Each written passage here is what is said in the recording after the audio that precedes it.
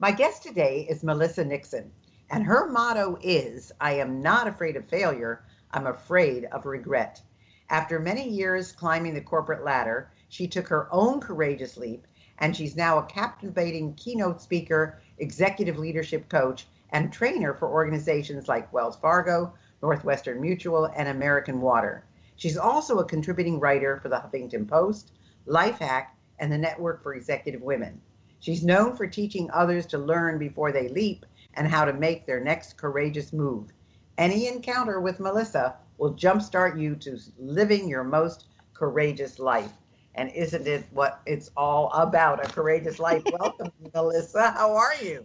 I am doing well. How are you? I am great. Well, you've been in the corporate world, so you know about business, and now you Yes. have your own business. Now I So really know about business, right? yeah, right. So that's what I was going to ask you. What do you think is the most difficult thing that women in business face today? Because we've been on an upward ladder, even though everybody says we're still trying to crack the glass ceiling and all of that. But when you think about how long we've been in business compared to men, I think we're doing pretty well. But what are some of the things that you think are most difficult for women today? Yeah, so it absolutely depends on what stage of business you're talking about and what level of business owner you're talking about. If it's someone that's recently transitioned from their career into launching their business, it may just very well be transitioning from an employee to an entrepreneur mindset. Those are two, even if you were an executive in corporate America leading an organization, although there's an entrepreneurial mindset that exists there, there's still a completely, entirely different world as you launch your business. And then you have those that have been in business for a while, they're super successful. And at that point in time, those their types of levels of difficulty, it ranges from balance to how do I learn how to be a successful entrepreneur and business owner and balance family and kid schedules to, how do I get access to capital for this next great big idea that I have? So those are a couple of things that come to mind for me when I think about difficulties. But yet again, it depends on what stage of business owner you're talking about.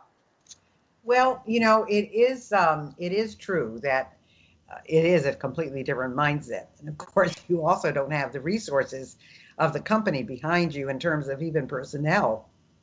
Oh And yeah, yeah. and you have to do your own, emptying the trash and cleaning up and all of that. It makes a big Scheduling of meetings. Yeah, I remember I had the most amazing assistant in corporate America, and then I went to launch into my own business, and I was just like, wait, where did she go? Who's helping me now? You know? What made you get into your own business, Melissa? Oh my gosh, it has been my passion since I was in the 12th grade, I would say, years ago, and just really follow the route that most of us are taught to follow. I went to college and then launched into the corporate world and started climbing the corporate ladder and was doing all the right things. But at the same time, there was just something inside of me that says, you know what? I want to be able to do what I'm doing as far as coaching and training in the HR world, not only for myself, but for other organizations, and not only be an entrepreneur, but to be an employer to help those that want to live their dreams too.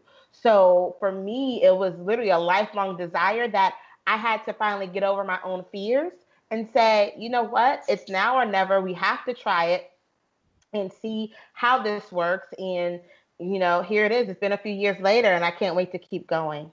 Well, that's great. So, what are some of the great strategies that you feel women in business can leverage for brand development? Because everybody talks about branding, and yet they say that unless you have like a, $1 million like Coca-Cola, it's very hard to build a brand. Yeah, and I think I can talk about this all day long. So we can start there. And the first thing of, the one element of detriment to us is trying to compare ourselves to mega brands like Coca-Cola. No, we're not going to have the millions of dollars to launch campaigns and things like that, like they do when they're doing new product and service launches. But even if you have $0 for a marketing campaign, there's still a way that women business owners can build an amazing brand. And the first thing that we can talk about is, can we just start with authenticity? Can we start with not comparing ourselves or trying to do what other people have done and showing up with our real voice, our real selves, without even, that's the best marketing billboard that we all have when we walk into a room or a conversation. It's not about a graphic. It's not about social media numbers. It's literally when I'm in a conversation with you one-on-one, is it you that's showing up or is it your representative? So that's where brands start, is one, with authenticity. And then there's all kinds of ways that we can begin to look at, okay, from there, whether you have $5 or $500,000 behind a marketing campaign, there are things that we can begin to look at as far as elements of brand strategy. You know, social media is a great place to start. You know, are you where your customers are? Are you talking about the things your customers even are concerned about? You know, do they, is there a level of awareness? Like I just had a ton of coaching and consulting calls yesterday with some new startup women business owners. And the theme, it was consistent. None of them were building relationships with their particular audiences. So one is authenticity. Two is building relationships. What's that ongoing conversation, whether it be through social media, through your newsletter list, through positioning yourself as an expert, the ongoing conversation that helps develop your brand. So I'll pause there and see if you have any questions, but definitely I can keep going on brand awareness and where do you start, whether you have $0 or $500,000. So really, when you talk about authenticity and you talk about relationships, those are what you think are two of the most important things to become successful. Is that what you're saying? Yeah. You know, we get caught up into image and how things look. And for me, and for many of our customers, you know, yes, people may get caught up in the glitz and the glamour of what a website looks like, what your social media looks like. And, you know, I get so many questions of, oh, who did your website? Or, oh, who does your graphics? And that's only a part of the equation. You know, that's a minimal piece, but you can have the best graphics and the best website and all of that. But if your message isn't on point, if your target audience isn't on point, and if you're not sharing things authentically through the heart, you know, from your heart, then it doesn't even matter what it looks like, you know? So definitely. That's true. You're right. Yeah. So definitely if women are looking at how do I grow an amazing brand, whether you're just starting or whether you already have one, I truly would go back to the basics. One, are you showing up authentically in your message, in social media, in your networking conversations? Are you positioning yourself as an expert? And then two, what's the relationship that you're building with your ideal clients? You know, oftentimes, especially as a new business owner, we may be in need of the next sale. How do I close this client? How do I close this contract? Well, if the client doesn't know you, and if you haven't really been building a relationship with them through an ongoing conversation, then they're not likely to buy from you, you know? So get out there, put yourself out there, be visible in a way that people can know exactly what your message is about and what you stand for. And that's whether you have a service-based business or you're selling a product. Well, you're right. I mean, it's we always laugh about that, don't we, in the speaking business? Are you one person on stage and another person off stage? And you can really tell how people. In fact, I was watching Good Morning America this morning. There was a couple getting married in Central Park, and Tom Hanks was there doing his morning jog or whatever, and he came in the middle of it, and he came over and he wished them a happy marriage. He took photos with them. I mean, he's one of the most down-to-earth guys you'd ever want to meet. And he's the same on and off. I mean, yes, he plays characters in movies, but basically he's not an affected movie star as many of them are. So that's authenticity, and that's what you're talking about.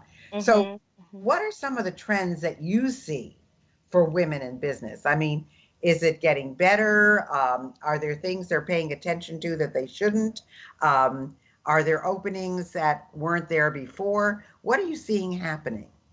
I see a trend of so much support, Dr. Gale, when it comes to being able to see women succeed in the marketplace when it comes to business, and support by major organizations such as Coca-Cola, Walmart, Target. Many of these organizations have supplier diversity programs that help to develop women businesses in order to make them a stronger competitor when it comes to becoming a supplier for their organization.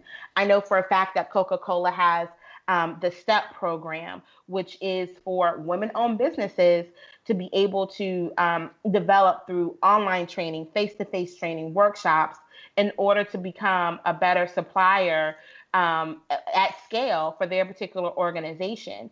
And they have catered various offerings based on the level that the business owner is, whether they're anywhere from 0 to 100,000 or over 100 million. They have information and trainings and workshops and things online for them to be able to get access to how do I better position myself and prepare myself to work with a global brand such as Coke. And when you go online, if you were to just Google corporate women's initiatives, or corporate women's leadership development, you will see just trends. And I know, for example, with Coke, they are interested in reaching 5 million women business owners by 2020. 5 million women Wow. business owners by 2020. And that's just not them. That's so many other global brands like Walmart and others that have a vested interest in seeing women business owners, their products, their services in their stores, working with their businesses, working with their customers. So if there were any time for women business owners to get serious and get invested and to try to figure out how do I scale my business? How do I, make life-changing decisions that would literally generate wealth to change not only their generation, but other people's generations and legacy? It's now. It is so now. And we talk about things like access to capital and building major brands and all of that. There's no reason for us not to, because there's so much opportunity out here for us to learn and grow and build great networks, for our own development. So many of those major organizations, they also sponsor programs. They may not necessarily have a women's leadership development program for women business suppliers specifically, but maybe they're also, like I know Prudential, they sponsor tons of events for women and just providing access to money for people that want to put on events that help to develop women business owners. NABO, they just had their annual conference, and they'll be next year, the National Association of Women Business Owners. They'll be in Minneapolis in 2017 for their annual conference. And when you go online and look at who's sponsoring them, those are the organizations that have vested interest in the growth of women-owned businesses. And I wanted to ask you about is what do you mean by vested interest? Why do they have this vested interest? Because diversity is important. My background is in HR and org development. And one of the things I remember when I worked for a major retailer years ago, you think for a retailer, especially when it comes to groceries, which is the industry that I was in, many of the number one retail shopper for groceries is women. Right. But when it came to, who was at the heads of tables and on executive boards and on the senior leadership team, and even the suppliers, there was very little representation there.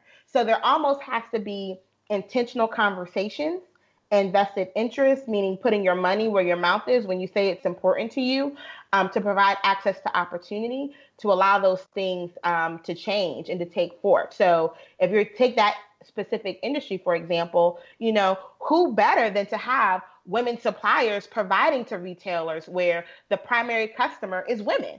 because we're going I to be able totally agree with you, Melissa. I totally agree with you. However, I do have to say, some people say